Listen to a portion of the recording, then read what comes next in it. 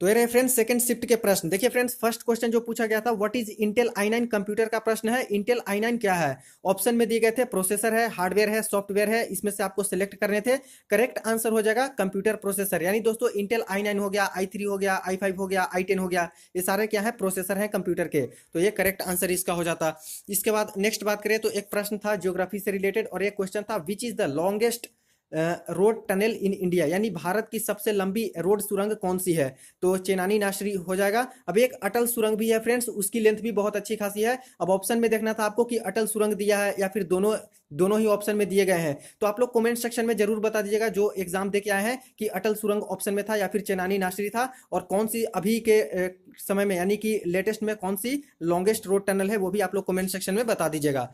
Next बात करें friends, तो एक क्वेश्चन पूछा गया था स्टैटिक जीके का है, भारतीय कृषि अनुसंधान कहाँ पे है। Indian rice research. देखिए दो दो क्वेश्चन भेजे गए हैं, एक तो कृषि अनुसंधान का और एक इंडियन राइस रिसर्च का यानी कि चावल रिसर्च का। तो अगर कृषि अनुसंधान पूछा गया होगा तब तो फ्रेंड्स यहाँ पे करेक्ट आंसर हो जाएगा नई दिल्ली, यानी न्यू दिल्ली में है कृषि अनुसंधान। अगर राइस का पूछा गया होगा कि राइस रिसर्च सेंटर कहाँ पे है, तब तो इसका हो जाएगा कटक, जो कि उड़ीसा में है।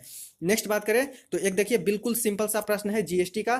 फर्स्ट शिफ्ट में भी जीएसटी से प्रश्न आया था कि कौन सा टैक्स है, तो इनडायरेक्ट टैक्स हो जाएगा। और अभी देखिए पूछा गया है कि जीएसटी का फुल फॉर्म क्या है, तो गुड्स एंड सर्विसेज टैक्स हो जाएगा। नेक्स्ट क्वेश्चन देखिए फ्रेंड्स, एक क्वेश्चन था इसरो ने 2016 में एक साथ कितने उपग्रह छोड़े थे। उपलब्धि से प्रश्न था कि इसरो की क्या उपलब्धि है, एक साथ कितने उपग्रह छोड़े थे। तो इस प्रकार के सवाल कैंडिडेट द्वारा शेयर किए गए हैं। नेक्स्ट एक क्वेश्चन पूछा गया था दोस्तों बुक एंड ऑथर से रिलेटेड, पुराना बुक है। देखिए गीत गोविंद किसने लिखी है, तो जयदेव के द्वारा लिखी गई है गीत गोविंद बुक। इसके बाद नेक्स्ट देखिए कैबिनेट मिशन भारत कब आया, यानी कैबिनेट मिशन से प्रश्न है कि भारत कब आया था। तो 1946 में कैबिनेट मिशन भारत आया था, और पैथिक लॉरेंस इसके हेड थे, और दो अन्य भी इनके साथ आए थे। तो देखिए कैबिनेट मिशन से एक प्रश्न है। इसके बाद नेक्स्ट है यूनिसेफ का हेडक्वार्टर पूछ लिया गया है। यूनिसेफ का हेडक्वार्टर कहाँ है? कल भी पूछा गया था यूएनएससी का हेडक्वार्टर, तो दोस्तों इसका भी न्यूयॉर्क हो जाएगा। और यूनिसेफ की बात करें तो ये भी हो जाएगा न्यूयॉर्क में। इसके बाद नेक्स्ट है यहाँ पे कंप्यूटर का सवाल है, HLL का फुल फॉर्म पूछ लिया गया है। तो इसका फुल फॉर्म होता है हाई लेवल लैंग्वेज। एक होता है दोस्तों लो लेवल लैंग्वेज। तो LLL का पूछा जाए तो लो लेवल लैंग्वेज हो जाएगा, HLL का अभी पूछा है हाई लेवल लैंग्वेज। नेक्स्ट एक सवाल पूछा गया था गांधी जी ने किस कांग्रेस अधिवेशन की अध्यक्षता की थी, यानी कौन से कांग्रेस की अध्यक्षता में शामिल थे गांधी जी। तो दोस्तों यहाँ पे बेलगांव की जो यहाँ पे कांग्रेस की अधिवेशन हुई थी 1924 में, उसमें गांधी जी अध्यक्ष रहे थे। ये एक सवाल पूछ लिया गया था हिस्ट्री से डायरेक्ट। नेक्स्ट एक प्रश्न था बायोलॉजी से रिलेटेड और डिजीज से है, रोग से रिलेटेड है कि बेरी बेरी जो रोग होता है वो किसकी कमी के कारण होता है।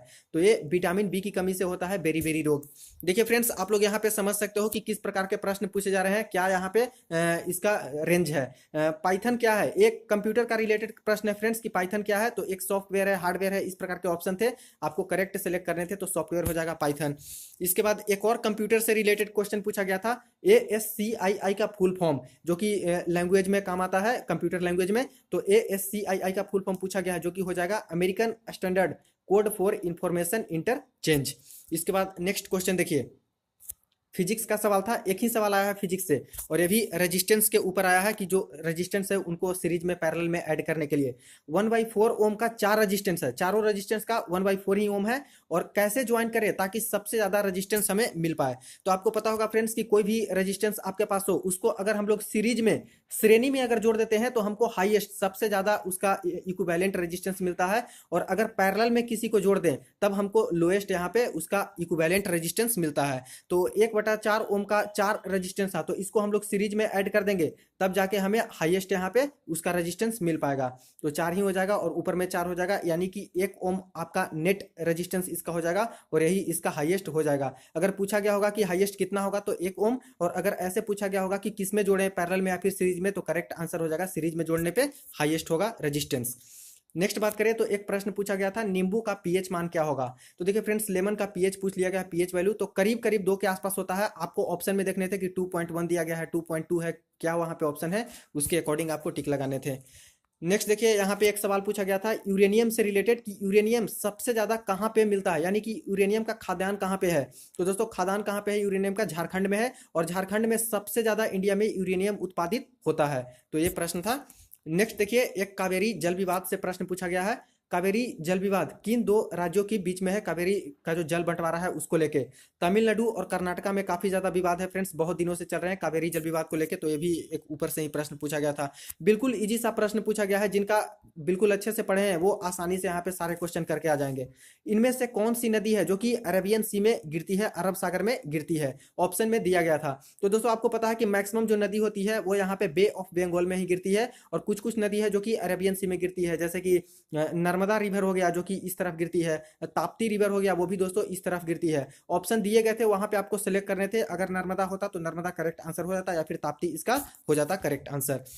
नेक्स्ट क्वेश्चन देखिए फ्रेंड्स, करंट अफेयर का प्रश्न है, 2020 का रिपब्लिक डे में मुख्य अतिथि यानी कि जो चीफ गेस्ट थे वो कौन थे? तो जैर बोल्सोनारो थे जो कि ब्राजील के हैं, और ब्राजील के यहाँ पे प्रेसिडेंट है जैर बोल्सोनारो, वो यहाँ पे मुख्य अतिथि थे 2020 के रिपब्लिक डे में।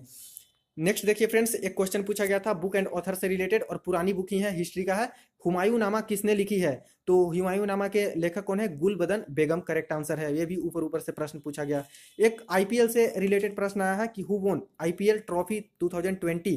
तो किसने जीती है आईपीएल की ट्रॉफी 2020 वाली? मुंबई इंडियंस ने जीती है। एक प्रश्न पूछा गया था कौन सी बीमारी जीवाणु यानी बैक्टीरिया से होती है?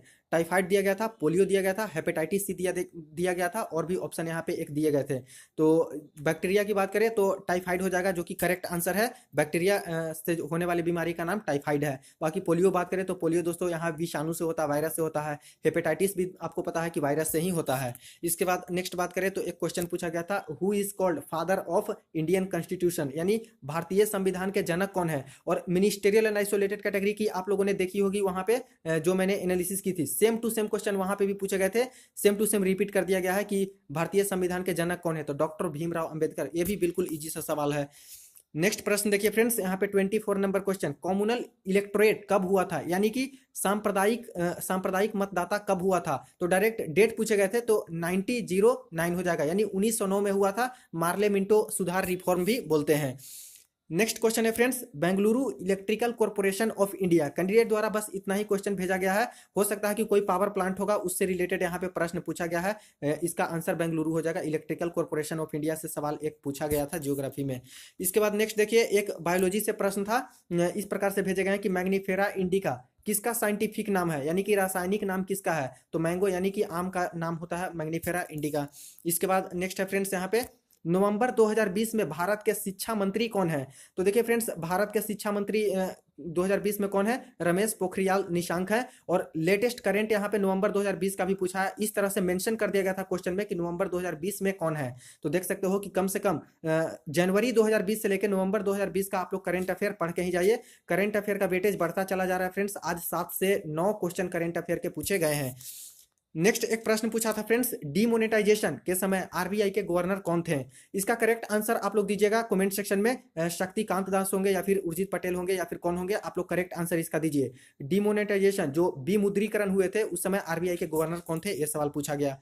नेक्स्ट सवाल देखिए फ्रेंड्स, जो पूछा गया है, कौन सी कंट्री सार्क के मेंबर नहीं है? जो सार्क संस्था है उसके मेंबर कौन सी कंट्री नहीं है?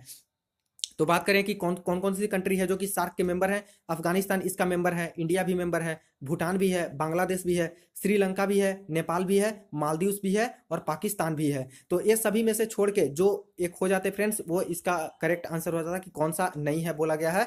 तो ये सभी है और बाकी कोई एक्स्ट्रा होगा तो वो नहीं होगा। इसके बाद नेक्स्ट सवाल देखिए, 30 question, total high courts in India, यानी कि इंडिया में टोटल हाई कोर्ट कितने हो गए? तो पहले 24 थे और अभी दोस्तों 25 हो गया है टोटल। तो ये सवाल आपका करंट अफेयर का ही पूछ लिया गया है। देखिए फ्रेंड्स, मैथमेटिक्स से भी इजी इजी प्रश्न नहीं आ रहे हैं, ज्यादा कुछ हार्ड नहीं है। 4-5 क्वेश्चन को छोड़ दिया जाए जो कि लेंदी है, तब आसानी से आप लोग 25 तक बना सकते हो। ट्रेन से एक प्रश्न आया था, कुछ इस प्रकार से कैंडिडेट द्वारा भेजा गया है, कोई ट्रेन है जो कि एक पोल को 10 सेकंड में पार कर जाती है, ट्रेन की स्पीड दी हुई थी, तो यहाँ पे लंबाई पूछ लिया गया था कि ट्रेन की लंबाई कितनी होगी। इसके बाद देखिए, मीन मीडियन मोड से एक क्वेश्चन आ रहे हैं और सभी शिफ्ट में लगभग एक क्वेश्चन मीन मीडियन मोड से आ रहे हैं। एलसीएम का एक क्वेश्चन था जो कि बिल्कुल इजी था। अब बात कर ले हम लोग मैथमेटिक्स की कि कहाँ से ज्यादा प्रश्न पूछे जा रहा है। तो देखिए फ्रेंड्स, ट्रिगोनोमेट्री से अभी जो सेकंड शिफ्ट हुआ है 4 क्वेश्चन पूछ लिया गया है। ज्योमेट्री से 3 क्वेश्चन लगभग पूछा गया है। अलजेब्रा से 3 से 4 क्वेश्चन पूछा गया है इजी। ट्रेन डिस्टेंस स्पीड से 2 क्वेश्चन पूछा गया है। मीन मीडियन मोड का एक क्वेश्चन पूछा गया है। टाइम एंड वर्क से 2 क्वेश्चन पूछा गया है। इसके बाद एक और प्रश्न है, देख लीजिए आप लोग, विश्व पर्यावरण दिवस किस देश में मनाया गया? जो 5 जून को विश्व पर्यावरण दिवस होता है, वर्ल्ड इन्वायरमेंट डे, वो किस देश में ऑर्गेनाइज हुआ है? इसका भी आंसर आप लोग कमेंट सेक्शन में बताइएगा जरूर। नेक्स्ट बात करें फ्रेंड्स, देखिए नंबर सिस्टम से 2 क्वेश्चन पूछा गया है, संख्या पद्धति से मैथमेटिक्स में। SICI यानी चक्रवृद्धि ब्याज और ब्याज से रिलेटेड 2 क्वेश्चन आए हैं, प्रॉफिट लॉस से भी 1 क्वेश्चन पूछे गए हैं। इसके बाद नेक्स्ट रीजनिंग की बात कर लें तो रीजनिंग में देखिए आप लोग नंबर सीरीज से अल्फा न्यूमेरिक वाले से 2 से 3 क्वेश्चन यहाँ पे पूछे गए हैं। डेटा इंटरप्रिटेशन यानी कि जो ग्राफ आप लोग बोलते हो, बार ग्राफ हो गया, पाई चार्ट हो गया, ये सारे, तो बार ग्राफ दिया गया था, 3 क्वेश्चन उससे डायरेक्ट पूछ लिया गया था।